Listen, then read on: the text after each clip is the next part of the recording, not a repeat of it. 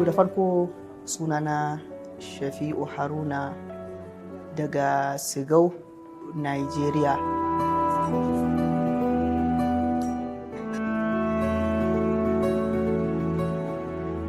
Dangane da farkon jin wato wannan waƙi'a ta Karbala da kuma irin tasiri da ta yi a wajena shine kusan zan iya cewa shekara 20 da suka wuce, kuma wannan na ji ne ta bakin wato babban malamin nan gwarzo din nan wato Said Ibrahim al-Zazzaki hafizahullah, wanda wannan lokaci a bakin shi na fara ji sakamakon musharaka da na yi da kuma tarayya da ne a program da yake gabatarwa wanda ya bayani na Imam al-Hussein da irin abubuwan da suka faru da shi, wanda a wannan lokacin har na samu kaina sai da na yi kuka a wannan lokacin. Ban taba jin tasiri da kuma irin wannan waƙi'a ta ratsa min jiki na kare sosai, jiki na yayi sanyi kamar irin wannan lokacin da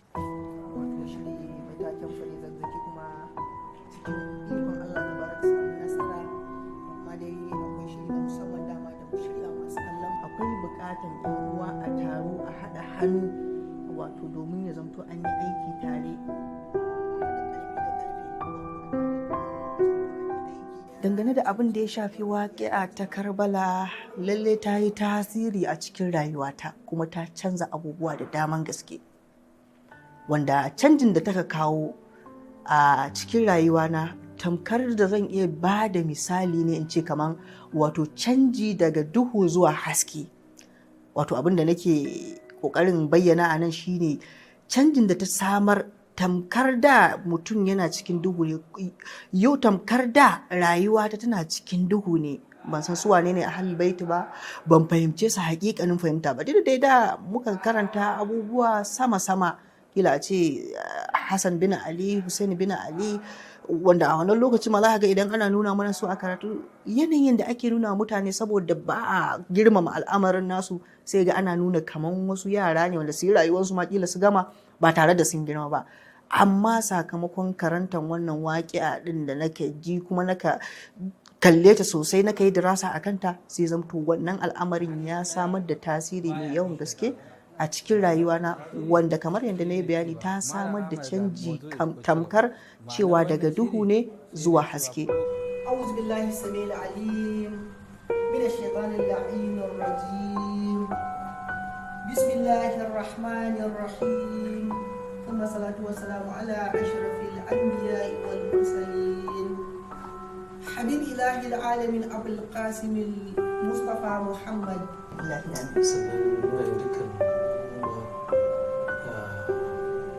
Ma'ana hannu kenan a taru gaba daya a yi aiki, sai muga cewa wannan shiri na musamman ya dace. To dangane da ita wannan shaksiya ta Imam Hussein, kamar yadda ku tambaya, lalle shaksiya ce da ke dauke da abubuwa bangarori da dama, wanda duk mutumin da yake so ya zamto ya samu kamala, ya kai ga kamala irin wanda Allah tabaraka wa ta'ala ya zamto dalilinsa, hadafinsa ya sa ya halitta mutum, to idan ya kalli wannan shaksiya ta Imam Hussein zai ɗauki abubuwa da daman gaske, kama abin da ya shafi ɓangaren akhlaq, ɓangaren ibada, ɓangaren addu'a, ɓangaren kyautata mu'amalan shi da sahabbansa da irin fitowar da yi da kyautata mu'amalan shi hatta da ahalinsa da dukkanin al'umma baki ɗaya, wanda ko ba komai a wannan lokaci, a wannan waƙi'a din, hatta ɓangaren makiya wanda su fito na fito da al-Imam Hussein, sai da ya sauke musu, ma'ana sai da ya yanke musu uzuri, ya yi musu wa'azi, ya jawo hankalinsu cewa ni ne wane dan wanan nan fa da kusa ni ne wanda manzon tsira manzon rahama ya faɗa abu kaza a kaina, ya ce Hussein daga ni daga Husaini ne, ya ce Husaini tsoka na ne, da abin da ya kama da haka. Saboda haka wannan shaksiya ta Imam Hussein tana misalta abubuwa da daman gaske, ɓangaren akhlaq, ɓangaren aƙida, ɓangaren duk wani abin da mutum yake da buƙatan shi a rayuwa. Saboda haka wannan shaksiya ta Imam Hussein tana ɗauki shaksiya ce da ke cike da basira da wa'ayi, saboda matakin da al-Imam Hussein salawatullahi wasalamu alaihi ya ɗauka a daidai wannan lokaci shi ne matakin da ya kamata daidai a ɗauka a wannan lokaci. A kai ga nasara kenan. wace shirin da ya gabata na to ita Sayyida Zainab, wato in a ce za a yi magana akan Sayyida Zainab, shi ma wani abu ne mai zurfin gaske. Wato malama ce kuma wanda ba ta da malami.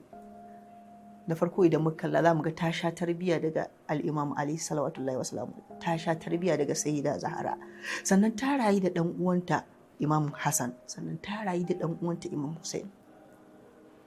Sannan wannan shaksiya ta Sayyida Zainab,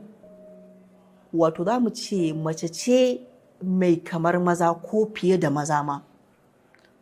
Saboda ko ba komai za mu ga yanayin yadda wannan saƙo ya zo ta hannun Sayyida Zainab, saƙo ne da ya zo ya isa ga al'umma kuma ya ratsa zukatan al'umma.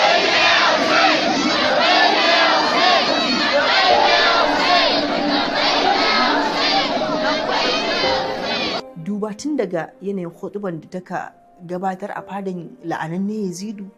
yadda har su kansu waɗanda suka yi aikin sai da jikinsu ya sanyi, amma saboda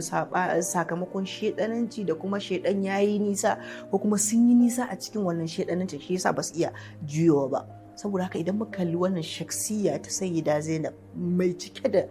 ilimi, mai cike da basira, za mu ga shaksiya ce da ta san imamin zamaninta, wato ta san me ya kamata ta yi. Shi ya sanya ma ta nemi izini daga wajen mijinta, ta ce to ita fa za ta fita tare da wannan imami na zamaninta domin ta bashi gudunmawa, domin ta bashi kariya, domin ba za ta iya zama tana ganin wannan imami na zamaninta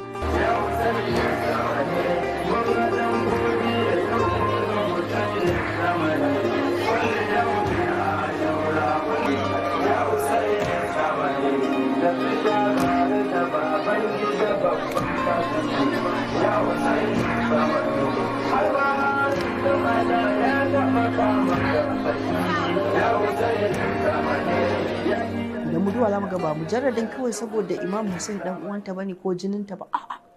saboda fahimtar zamaninta da fahimtar addininta da fahimtar imamin zamaninta da kuma cewa wani irin gudunmawa ya kamata ta bashi. Shi ya sanya ma za mu ga wannan sako na Karbala ya zo ta hannun Sayyida Zainab, ta yadda duk inda suka wuce gari bayan gari sukan tsaya domin sanar da al'umma me ya faru, me aka yi wa zuriyar manzon Allah, ta yadda wannan shine sakon ya zamto ya zagaye duniya baki ɗaya sakamakon wannan gudunmawa ko tarin gudunmawa da wannan baiwar Allah ta bayar, Sayyida Zainab salawatullahi wa salamuhu alaiha.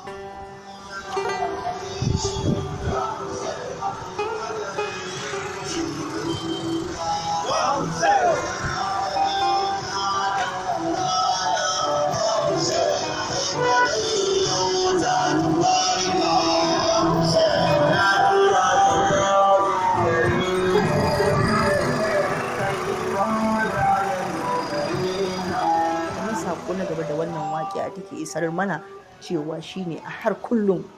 a dukkanin zamani akwai ƙarya kuma akwai gaskiya. Ƙarya tana da ahalinta, gaskiya ma tana da ahalinta.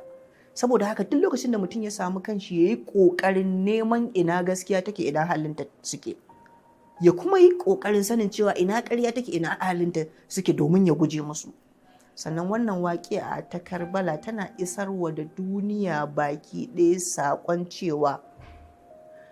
Imam Hussein ya isar da saƙon da manzon tsira, manzon rahama, kuma shi ɗaya ne daga cikin bayin Allah da manzon Allah ya zamto ya yi wasicci da su, ya ce riko da su shine tsira, kuma sakin su shine bata, kamar yadda ya misalta al-Imam Hussein da cewa shine safinatun naja, ma'ana cewa shine jirgi na shirya. Duk wanda ya bi wannan hanya ta al-Imam Hussein ya tsira, duk kuma wanda ya saba ma wannan hanya ya bata kuma ya halaka.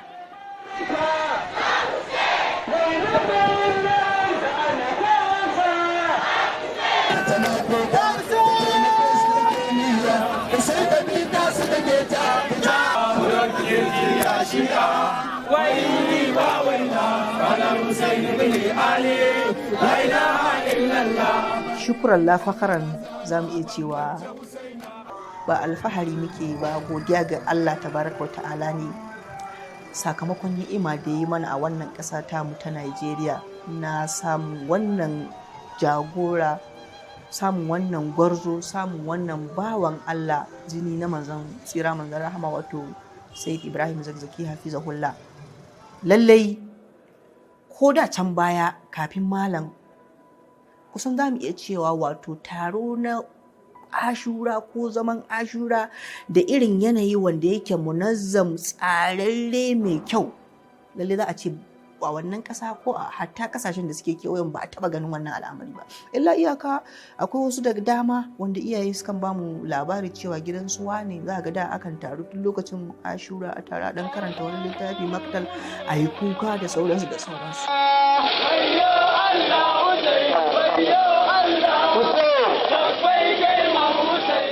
Sakamakon samuwan wannan harka ta musulunci ƙarƙashin wannan bawan Allah sai Ibrahim Zakzaki hafizahullah ya zanto wannan taron ashura yana ɗaya ko ince shine taro mafi girma da yake tara al'umma a wannan ƙasa ta mu. Sawa'un taron 'yan siyasa, taron suwaye bai kai wannan taro na ashura tara al'umma ba. Al'umma sukan fito wanda su suke yi wa kansu komai. Idan sistoci ne su suke siyan hijabai da kaya da yin kuɗin mota da dukkanin abin da za su yi amfani da shi, haka birazu, haka kowane ɓangare. Al'umma sukan fito da baƙaƙen kaya, miliyoyin al'umma domin taya manzon tsira manzon rahama jaje da jajanta mashi na wannan abu da ya faru na Karbala. Sannan kuma abu ɗaya da zan iya faɗa shi ne